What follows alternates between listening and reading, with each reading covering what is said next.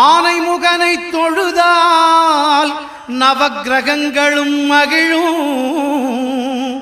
நல்லதே நடக்கும், நல்லதே நடக்கும்.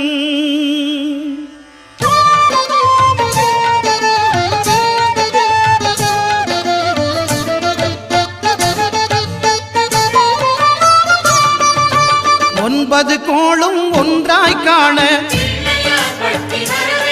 அங்கு கற்பகம் என்னும் கடவுளின் மெய்யில் ஒன்பது கோளும் ஒன்றாய் காண அங்கு கற்பகம் என்னும் கடவுளின் மெய்யில்